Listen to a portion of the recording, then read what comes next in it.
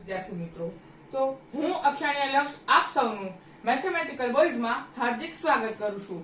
તો આજે આપણે લોકો શીખવાના છીએ ધોરણ 9 ના ચેપ્ટર નંબર 1 સંખ્યા પદ્ધતિનો સ્વાધ્યાય નંબર 1.2। તો ચાલો તેની શરૂઆત કરીએ। તો અહીં આપણી પાસે પહેલો પ્રશ્ન છે કે નીચેના વિધાનો સત્ય છે કે અસત્ય, કારણ સહિત ઉત્તર આપો। તો તેનો જ આપણી પાસે પહેલો સવાલ છે કે દરેક અસમય સંખ્યા એ વાસ્તવિક સંખ્યા છે। તો આપેલ વિધાન એ સત્ય છે। તેનું કારણ કે વાસ્તવિક સંખ્યાની અંદર સમય સંખ્યા અને અસમય સંખ્યા બંને સંખ્યાઓનો સમાવેશ થતો હોવાથી આપેલ વિધાન સત્ય છે। તો ત્યારબાદ આપણી પાસે બીજું વિધાન આવે છે કે સંખ્યા રેખા પરનું દરેક બિંદુ કોઈ પ્રાકૃતિક સંખ્યા m માટે √m સ્વરૂપનું હોય છે। તો આપેલ વિધાન એ અસત્ય છે।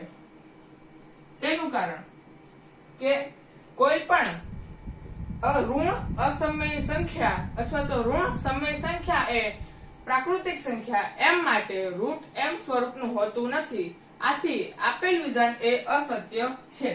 તો ત્યારબાદ આપણી પાસે ત્રીજો સવાલ આવે છે કે દરેક વાસ્તવિક સંખ્યા એ અસમય સંખ્યા છે। તો આપેલ વિધાન એ અસત્ય છે। તેનું કારણ કે વાસ્તવિક સંખ્યાની અંદર સમય સંખ્યા અને અસમય સંખ્યા બંને સંખ્યાઓનો સમાવેશ થાય છે અને અહીં આપણને દરેક વાસ્તવિક સંખ્યા એ અસમય સંખ્યા એમ કહ્યું છે। આથી આપેલ વિધાન એ અસત્ય છે। તો અહીં જ આપણો પહેલો પ્રશ્ન પૂર્ણ થાય છે। તો અહીં આપણી પાસે બીજો પ્રશ્ન આવે છે કે શું દરેક ધન પૂર્ણાંકનું વર્ગમૂળ અસમય હોય છે? જો ના તો એવી એક સંખ્યાનું ઉદાહરણ આપો જેનું વર્ગમૂળ સમય સંખ્યા હોય। તો પહેલા આપણે પહેલા પ્રશ્નનો જવાબ દઈએ। તો આનો જવાબ આવે છે ના, દરેક ધન પૂર્ણાંકનું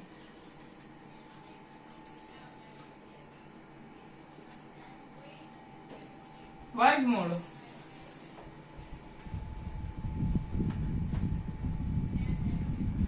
અસમય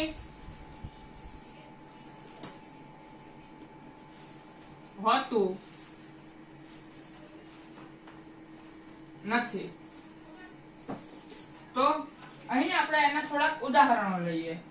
તો ઉદાહરણ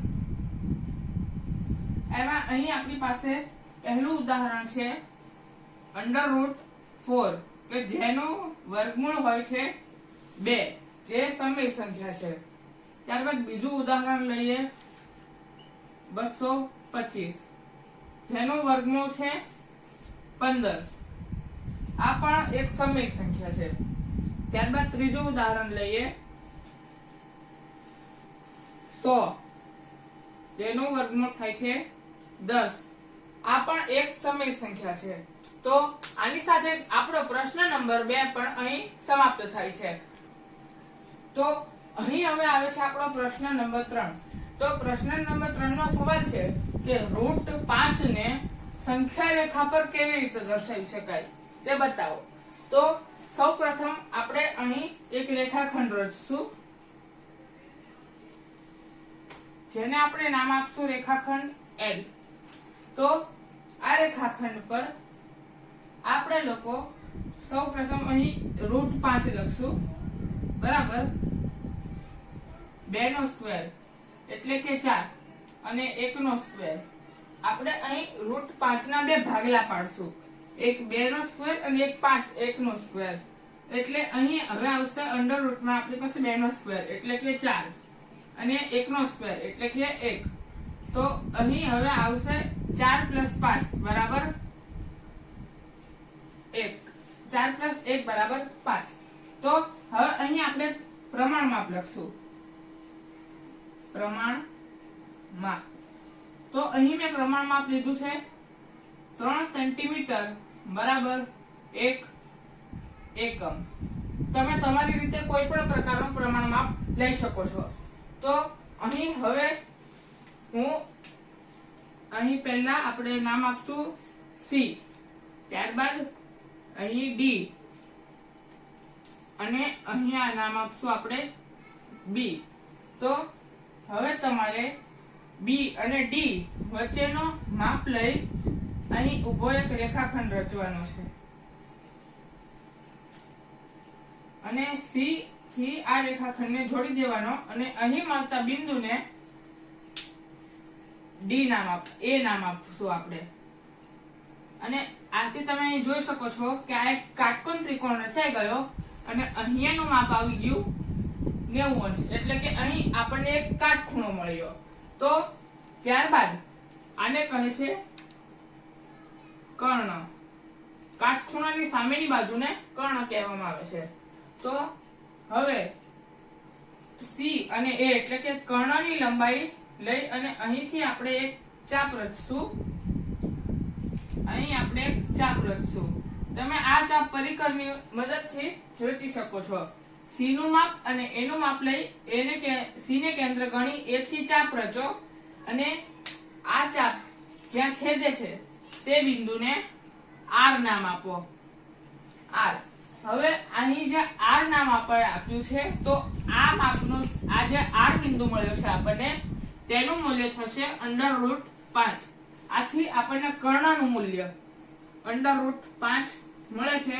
અને આવી જ રીતે અહીં આપણો કર્ણ એટલે કે √5 એ સંખ્યા રેખા પર દર્શાવવામાં આવે છે.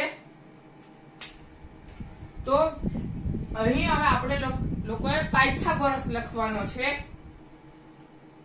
તો અહીં પાયથાગોરસને આપણે શરૂઆત કરશું. હવે અહીં આપણી પાસે એક નવો નામ આવ્યું છે પાયથાગોરસ. તો પાયથાગોરસ કોણ હતો, તેના ગુરુ કોણ હતા, તેણે ગાણિતિક ઇતિહાસમાં તેનો શું ભોગ હતો, તો સૌપ્રથમ આપણે તે જાણીએ. તો પાયથાગોરસ એ થેલ્સ નામના એક ગણિત શાસ્ત્રી હતા, એટલે કે ટીચર હતા, જેનો એક ખ્યાતનામ શિષ્ય હતો પાયથાગોરસ. પાયથાગોરસે ત્રિકોણમિતિની શોધ કરી હતી, જેને આપણે આજે ત્રિગોનોમેટ્રી તરીકે જાણીએ છીએ. તો ત્રિકોણમિતિ એટલે કે ત્રિગોનોમેટ્રીમાં એણે એક જ પ્રમેયના 371 વખત સાબિતી આપી હતી. અને તે પ્રમેય આપણા તેમાંનો એક પ્રમેય હતો 10મા ધોરણમાં, જે નવા સિલેબસમાં નીકળી ગયો છે. તો તેનું જ એક સૂત્ર હતું AC² બરાબર AB² પ્લસ BC નો સ્ક્વેર. તો આ પ્રમેયના સૂત્ર પ્રમાણે આપણે લોકો આનો જવાબ મેળવીશું. તો AC² એટલે કે A અને C એટલે કે કર્ણનું જે મૂલ્ય છે તેનો વર્ગ કરવાનો.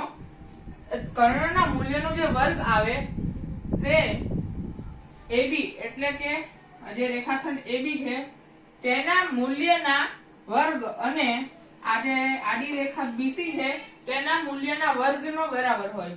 તો ચાલો તે આપણે જાણીએ. AC² જે આપણે શોધવાનો છે તો AC² બરાબર AB જે આપણે 1 એકમ લીધો હતો, આથી અહીં આવશે 1² પ્લસ BC નો સ્ક્વેર એટલે કે BC જે આપણે અહીં 2 એકમ લીધેલું હતું, અહીં આપણે દર્શાવી દઉં હું 1 એકમ અને અહીં હતું 2 એકમ. તો અહીં આપણે 2 એકમ લીધું હોવાથી અહીં 2 નો સ્ક્વેર થશે. તો AC² બરાબર 1 નો સ્ક્વેર એટલે કે 1 અને 2 નો સ્ક્વેર એટલે કે 4. એટલે અહીં થાય AC² બરાબર 5. આથી AC બરાબર √5. તો મિત્રો અહીં હવે આપણે એ સમજીએ કે અહીં હમણાં AC² બરાબર 5 હતું, તો અહીં અચાનક AC બરાબર √5 કેમ થઈ ગયું? તો હવે અહીં આપણે સાઈડમાં તે જાણીએ. તમને મેં જણાવ્યું હતું આગલા વિડીયોમાં કે આ અંડર નો મૂલ્ય થાય છે 1/2.